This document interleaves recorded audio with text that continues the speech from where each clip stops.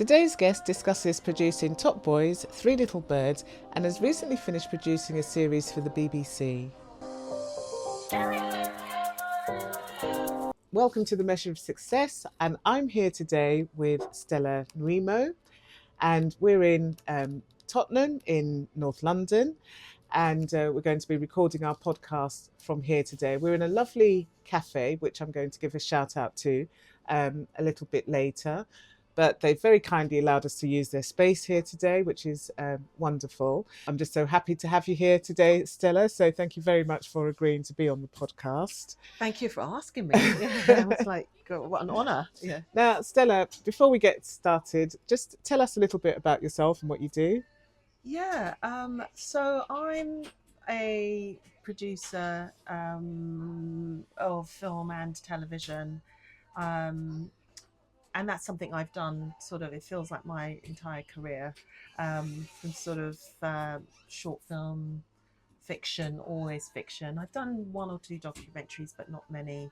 But generally, I'm in that sort of drama, storytelling is something I look forward to doing. And every story gets you into somebody else's world, and you almost like lift the veil and you go in, or you open the door and you go in. You're like, oh, what's this world going to tell you? So that's just something I've always done. Now, this is really interesting. So, producer of film and TV, this is something that lots of people say, oh, I would love to get into that. I'd love to be, a film producer or TV producer, etc.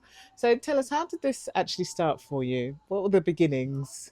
Yeah, the beginnings are, I remember being a 7-year-old kid, and my English teacher, or maybe he just taught you generally everything. But we always told stories in his lesson. And one day he came in with a small camera and some plasticine, and for about a week, I think, we sort of put things together with plasticine, sort of men and women, and moved things and made them do this and do that. And then eventually we told a story around what we were doing. And then at the end of that week, this is in childhood memory now, but I felt like at the end of that week, we had a whole film and we were watching with amazement. And I think from there, the idea and the desire to tell stories and to have moving image was born, really.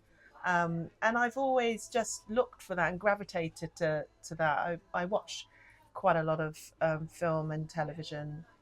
And I also like reading, so it's a nice sort of link between all the things that I enjoy doing.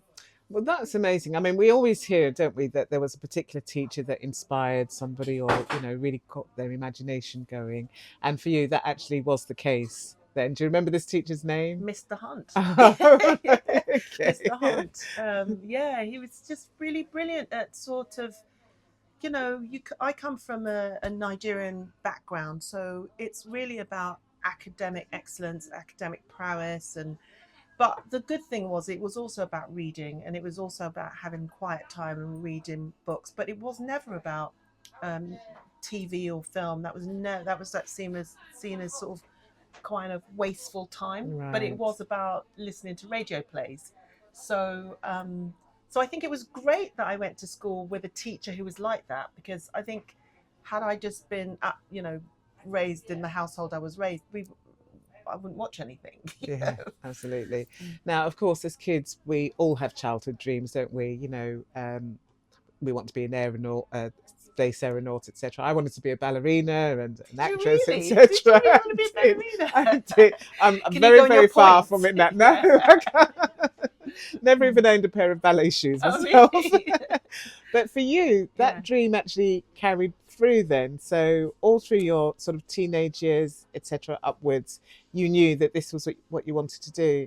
I don't know that I did know that in my teenage years. I think I was always drawn to artists. I always knew that my group of friends always seemed to be either musicians or poets or people who made shoes or people who made things. And in my household, we're sort of split like that at the time when I was a teenager, that my mum made things.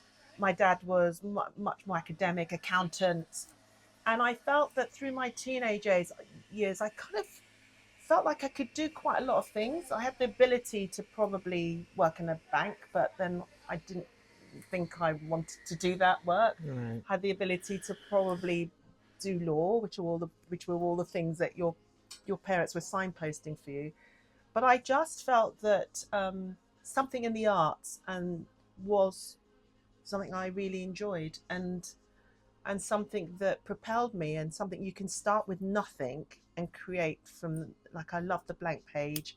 I love the nothing. Like, you tell me an idea, I wanted to be a ballerina, and that gets my brain going, and then next thing we're making a film about Bissy Omu, who's a ballerina, so it works like that. Yeah.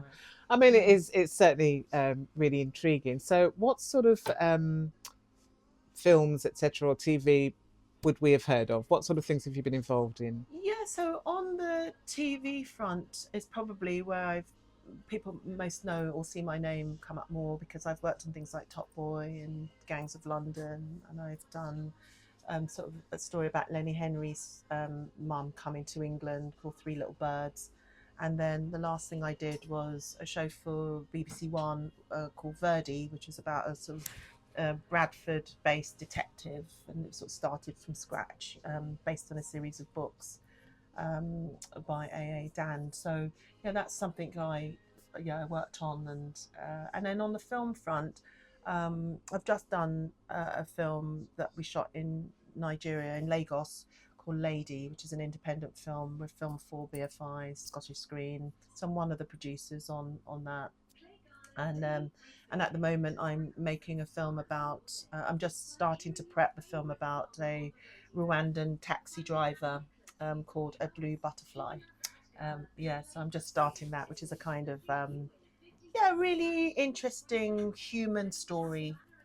So yeah, don't get me talking about all the films I work on this week, because we'll be here all afternoon. Do you have a favourite that you've worked on? It's like, it's like your kids. You never have a favourite kid, Right. or do you?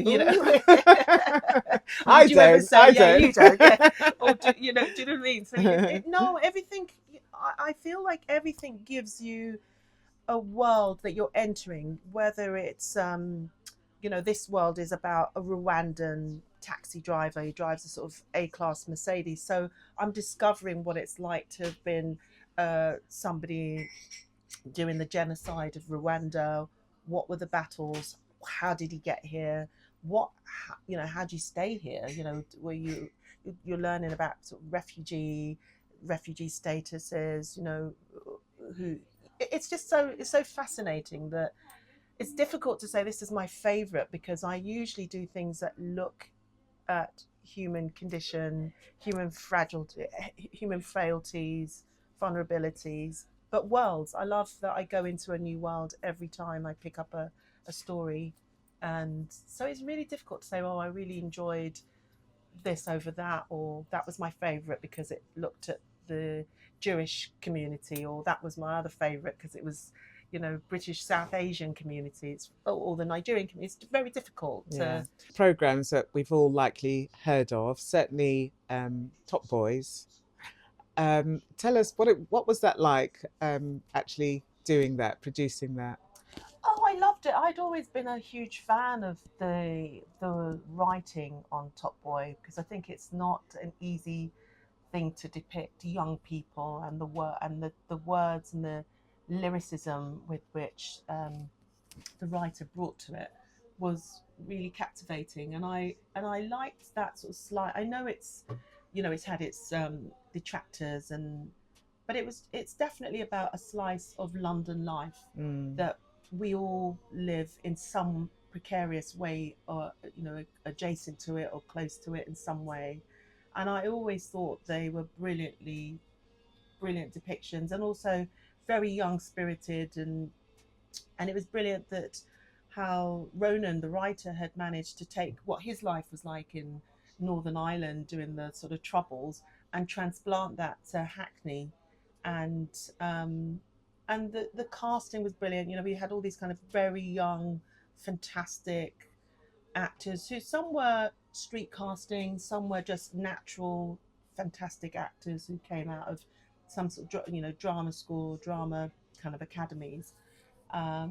So yeah, it was a really brilliant thing to have worked on, and it was a good measure for me because it was working with people who perhaps were new to the job, new to the roles that they were playing, and so you were having to guide them through it and make sure the writing was ready and the scripts were ready. But so it was a fantastic experience. Yeah, it does That. sound very interesting. And then you also mentioned Lenny Henry as well. So did you actually meet Lenny Henry? I did, yeah, yeah, because he plays one of the a sort of quite wayward priest in one of the episodes. So I met him quite a lot. I had to obviously the interview to get the job was with him because it was a sort of he wanted to make sure that it was his story. It was his family story. So he was very I think sensitive and he wanted to make sure that people coming on the journey with him could understand the world.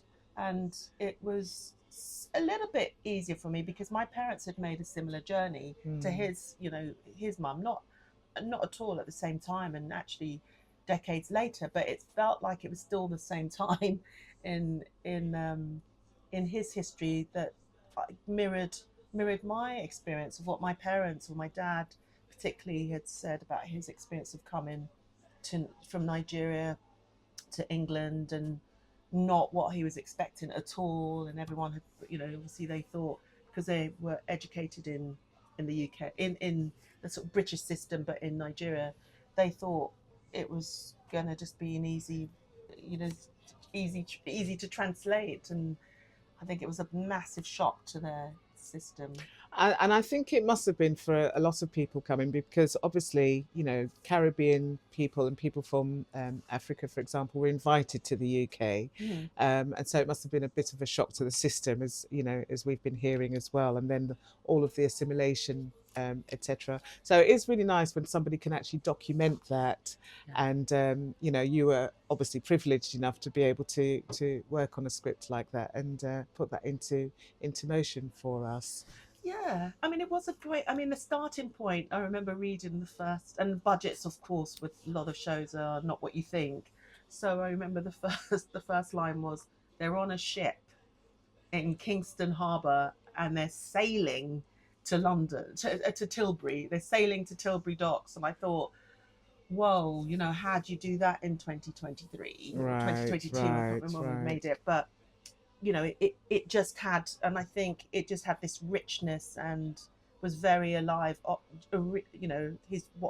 Lenny's original writing was very captivating, alive, really pertinent, and really, felt very contemporary, even though it's set in 1950s. Yeah. And some of the same issues that we're still dealing with were much more prevalent then, but we still are dealing with them today. So I felt that his script was really brilliant. I thought for somebody who's not necessarily known for his writing, and him as sort of in one world as sort of comedy and performance as well, that I thought it was very rich, and he had done a really good job. Right, okay. It's always good to hear these things. I went to Jamaica to just kind of have a look and see because we had to match Jamaica for another Caribbean country that actually hadn't had the sort of developments that Jamaica's had. So Jamaica's not obviously there's been a hurricane there, so it's difficult for people. But at the time, Jamaica was just really really thriving. There was nothing we could recreate there that could even look like 1950s, 1957 particularly. So we had to go to a sort of another country. We had to go to Dominican Republic and replicate some of the things we saw there. So it worked really well. It was very similar to how the images we saw of rural Jamaica or Clarendon where it was set. So we sort of replicated Clarendon in Dominican Republic. Right, okay. Yeah. And I can imagine you had the scenery and everything as to go for. I mean, you're not going to complain really, are you? 360. I remember thinking with my crew going, God, some jobs are so brilliant. Some jobs are like, is this a job? You're standing in this most beautiful tropical paradise and you're filming. So yeah, some jobs are like that. And then you come straight back down to earth and you're in Bradford, So you can't have it all. You definitely can't have it all. Yeah. Now, you did also mention that you had spent time in Nigeria, working on a production in Nigeria. Can you tell us more about that as well? Yeah, so I'm one of the producers on a film that's hopefully going to do the rounds in terms of festivals next year, called Lady, and it's by a fantastic writer director called Olive Norsu. And Olive had told this story about this a female taxi driver in Lagos, like on a hustle.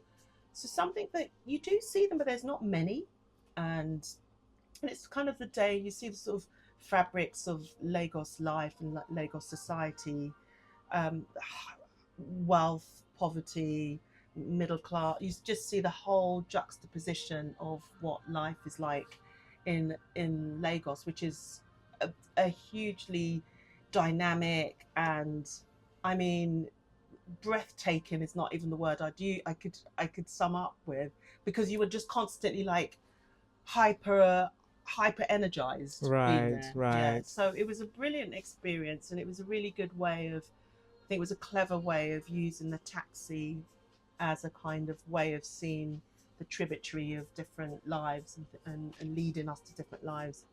It's really about this taxi driver who gets this job driving sex workers to some of their clients, various clients, and parties and things like that. So you definitely saw rich and poor and class in a very stark, brilliant way. Much more Um, so than you would see here, for example. yes, definitely. Yeah, definitely. Because on the one hand, everyone, the girls, the women, just looked fabulous. They were completely over the top, like makeup done, nails, everything, big, big, big, fantastic clothes. And then you actually saw that they're quite young. They were Mm. really young girls who were being looked after by quite nefarious characters.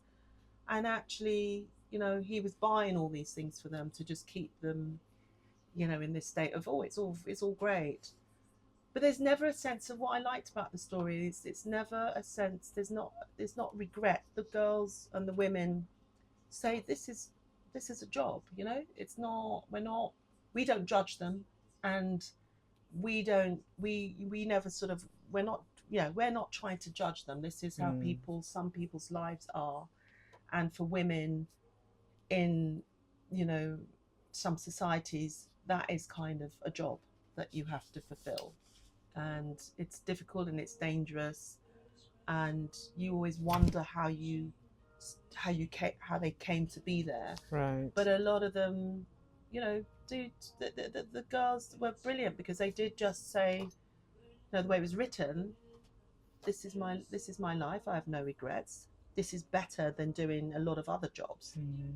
you know and we get paid better. Right. How long they can do it for, who knows? But in the day and now, they can pay for things. Yeah. But yeah, and it was good. It wasn't. It never felt like sort of poverty porn, actually, which is the things I try and avoid. It did feel, it was upbeat. It was non-judgmental. It was giving a voice to people who are voiceless, usually, or you don't see, or it's, definitely pulled under the, swept under the rug. And it's illegal in Nigeria to be a prostitute, or to go to prostitution, use a prostitute.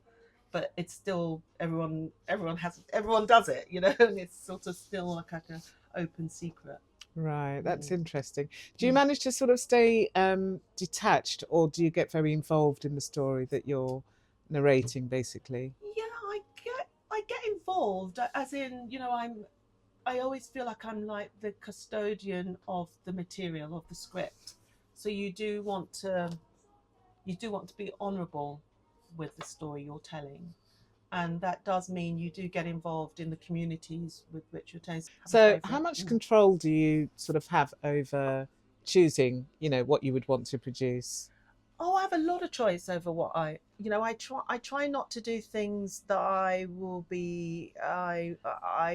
feel is in any way exploitative. Mhm. And I have a lot of control as to what I choose, because I don't choose things for money. So I think it's about the flavor, it's about the world, it's about, what am I going to learn? What is this show or this film going to teach me, that I feel like, because I feel like everything you work on, you're advertising it for your friends and family and people.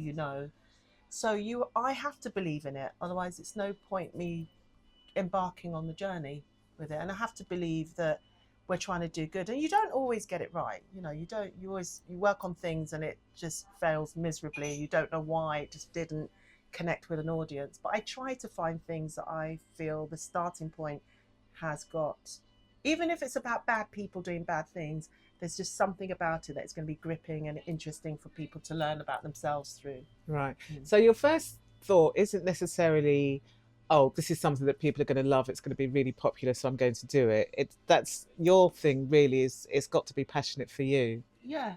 For me, it's got to feel like I want to do this because this either is a world that I've not seen, and I'd really love to bring my lens to it or my eye to it, and I can see the people who I could help to build the blocks. Because every time you're on a new project, you are essentially, world building blocks, that person with that person, that you're matchmaking. So it has to feel like something at the end of it, you've you've made a family out of it.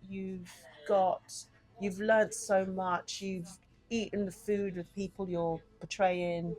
You've sat in their homes. You've learnt a lot, and you can't. There's no other way for me to get access to that. So, yeah, I can't. I don't just go, oh, I think this would be really pop. I wish I had that kind of, you know, with a gypsy's ball. I go, yeah, this is going to be brilliant. It's going to be excellent.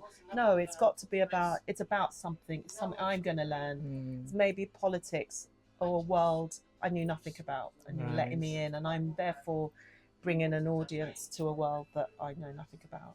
Right. Okay. Now, how do you get these sort of projects? Does somebody approach you, or do you go looking for them? Yeah, it's a bit of both, really. When I was starting out, I would just sort of knock on everyone's door and say, "What have you got? I'd love to do this. I'd love to be a producer. What have you got?" And then some people would send me things. So I'd got I worked on a short film with a director who I just was introduced to her, and she wanted to make a film about, I think it was going to be in black and white and about insects that died, and it was like, and I was like, okay, well, I've got the ability to do something in color and this and this and this and this. And I ended up making a short film with that director that went on and won loads of awards. And so I sort of realized that you had to stick to your guns about things, but kind of be clear as to what you're about as well, and have a sense of your own ownership of material. So I also now go out, I come up with an idea and I pitch it to writers. And some writers, when I used to do that when I was much younger in the industry, and I'd pitch these crazy ideas at people, and they would just look at me like I was crazy. And I feel like I've learned to hone my craziness, so it feels like it could marry up with somebody else's idea, and we collaborate better. So it's a combination of, people do send me things, which I love. And if I'm the best person for it, then I get on board it. Or if I can't, I just don't know how I'm going to make this work, because so much of what I do is finance raising. It's finding a story, developing that story. These all projects take 5 years, 3 to 5 years. So it has to be something you think, in a year's time I'm still going to want to get out of bed and get excited about this. In 2 years' time, I might not have raised any money for it. In 3 years' time, oh my God, I'm still talking about this same project. So I've got to love it from the beginning, and I have to know that each project takes. I have once done a project that was realised in a year, but that's very rare. Right. Now, that's an interesting one. And I know some people personally wrap me on the wrist if I don't ask this question. Um, we always see, don't we, when you have a blockbuster film, for example, and it's got produced by, and then, there's usually a big name up there, etc. But what actually does a film producer do? Good question. Very good question. Because there's many aspects to film producing. So the way I would define what I do is, I'm somebody that I start from the log line. From, I want to tell Bissy's story, which is about her dream of being a ballerina, and it could be, I could start there, and then I have to find a writer that could adapt that idea. Maybe meet you, Bissy, and talk about your dreams. but in any case, come up with something that works as a story, as a blueprint. Then I've got to find potential investors to pay that writer to write. Then I've got to find the money to make the production all come together. And it's that kind of I suppose being the head of the factory where all these bits that go to make a film happen, you're at the pivoting point of all of that. So everyone reports to you, so you make sure that we're still making Bissy's story about wanting to be a ballerina, rather than, oh, suddenly we're making somebody else's story, we've gone off a tangent, actually it's about a skier, you know. So that's what a producer does. I can't think of it more succinctly, but you hold everything together. And sometimes you will see lots of different producers on that one thing, because different producers bring different skills. I know that I always I have a colleague, Rebecca, that I work with, because Rebecca is a brilliant thinker in terms of ideas and storytelling, but she's really passionate about fundraising, sort of what you would call back office work, like the actual business affairs that goes to make them. That's a bit of the industry that I'm like, oh God. So the minute I met her, I was like, brilliant, because I like doing this bit, which is a hard bit, which is working with egos, working with people who think their ideas are the best in the world, and how do you take them with you? And she enjoys that, but she also enjoys the business affairs bit of it. So do you need to be a people person to be a producer, do you think? I think it helps. I think it definitely helps. And it's, and as I've gotten older in the industry, I've learned that it's about being a people person, but not necessarily somebody that's just yes, yes, yes, or pleaser. You have to sort of try and everything. Most of the time you're putting out fires, because you're dealing with, on a daily basis, probably 60 people, and everyone, you've come here today, we've set this up. There might be 10 of you setting something up. Now, one of your other passions is charity work and doing things for charity.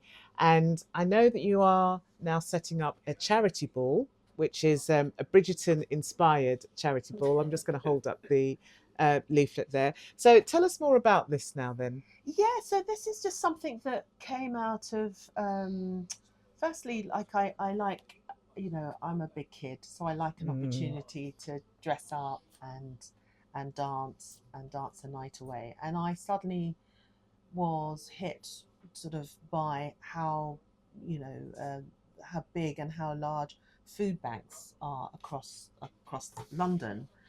And I walk around everywhere, and I was like, God, we need to do something about what can I do? It's all about incremental changes that we all make ourselves. And I thought, well, what could I do? Well, what if I approached one of the food banks? So I went to Tottenham Food Bank, and asked them what would they want, what would best help them in terms of profile raising and in terms of just general help to kind of either get more volunteers on board. And I sort of pitched them the idea of perhaps some group of friends can get together, and we'll have a dance, maybe some food and things like that, and then use the proceeds from that to donate to them.